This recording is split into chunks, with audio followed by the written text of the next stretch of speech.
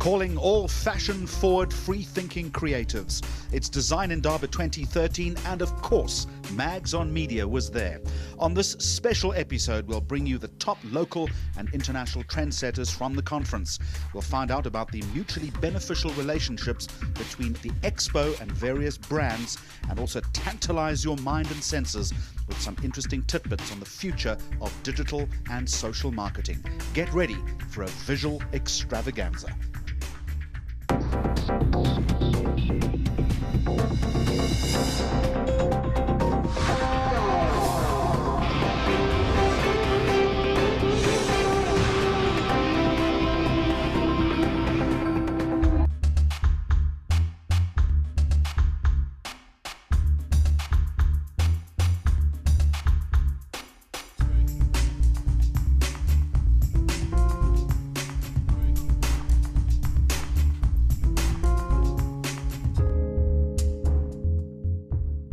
Well, here at Design Indaba 2013, I find myself in a place called the Mini Time Splice Machine. What on earth is this all about? Well, from the agency Homage, it's an experiential agency.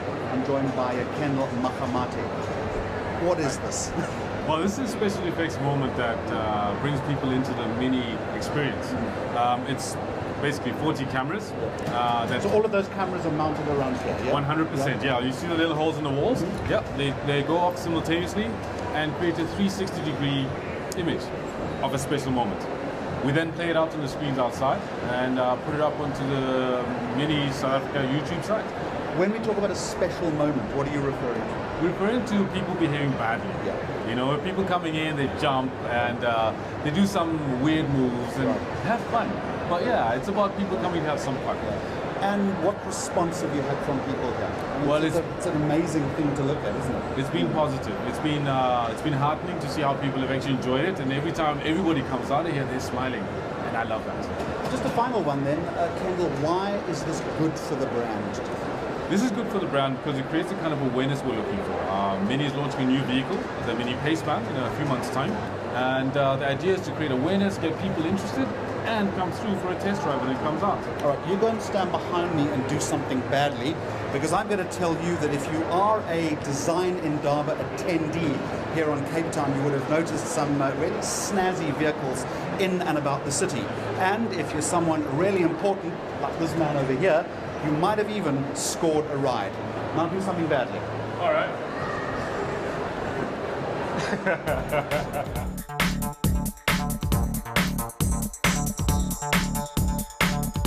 Globally, Mini, it's part of its DNA, has been around design, and we globally have partnered through Design magazine with events like the Design Indaba, and consequently saw this as being an appropriate partnership which will enhance our passion for design and useful and trend-setting designs. We have 25 vehicles which are used to shuttle all the VIPs and the speakers around the city, which then allows people to not only see our product but experience the trend-setting designs that we have.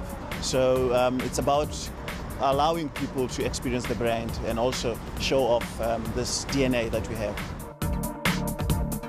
It allows us to align our brand with what the Design Indaba stands for, which is what we try to do on a daily basis at Mini. That's the first thing. But secondly, it allows the city to see the car, more people around, the people who are attending the conference to be able to be exposed to it. A lot of the people who get exposed and see the Mini eventually end up being interested and wanting to know more.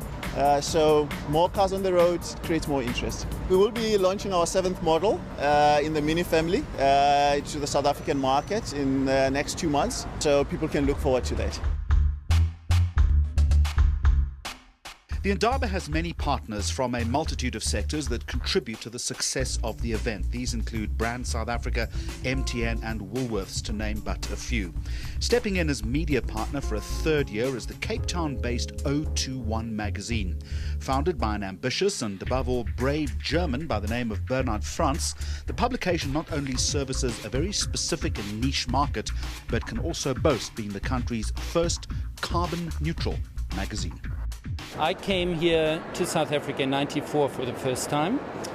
And already at that time, I was looking out for what's on guide. I didn't see anything. And I remember driving through town and having these little signboards here and there, at like 5 meters up a tree, that told me something about a concert. And in the newspapers also, there wasn't really much going on in terms of what's on guide. And once I had moved here about 10 years ago, that always stuck in my head, and eventually I thought, no, it's time to do it. Leading up to the World Cup especially, that's when we started. It's really a proudly Cape Townian publication, and there are lots of people who want to find out more about Cape Town, away from the touristy angles.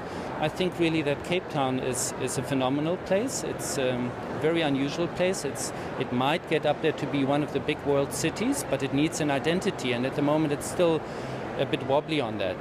Too much mountain, too much the stadium, too much glamour, big projects, when it's really about the people. And I think that's where we could eventually get quite a nice following. I see that already happening. We have a readership of about 45,000. That's as good as it can get for us at this stage.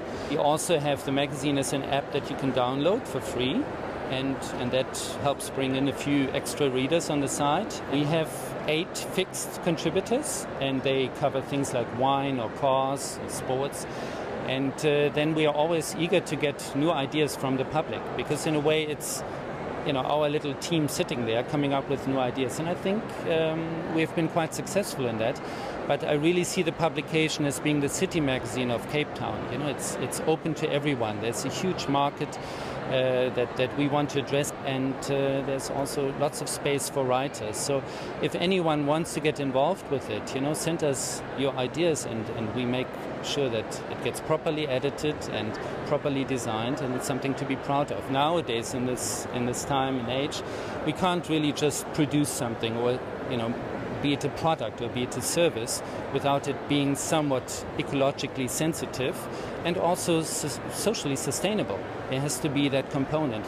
And in printing, it's a bit more difficult than, let's say, buying a bottle of wine or buying a car, to find out if it's environmental or not, or socially sustainable. Everything from the paper, where it comes from, the ink, where does it get recycled, the people who work there, how do they commute, is it in public transport or is it in individual cars? They put that all together, quite an audit.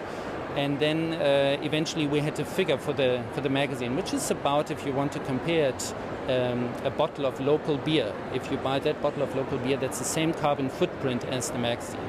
We wanted to make sure that it just is not a number that stands in the room, but that we do something with it. So we checked around, and we found a recycling company in Paarl, and they take all the landfill, they recycle it. There's 80 people employed constantly, and eventually they got some compost out of that, which is then being fed into the Cape Town agriculture. So we identified that one, and now every time, in order to get our certificate audited from one of the biggest auditing printing companies in the world, we then pay for that and facilitate that.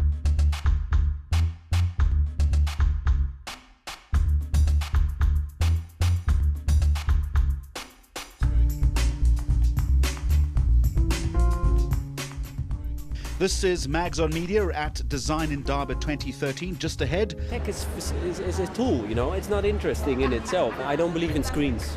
Oh man, you can do anything if you want. He's considered one of the leaders of the Dutch design movement. His strong opinions, we think, will raise a few eyebrows.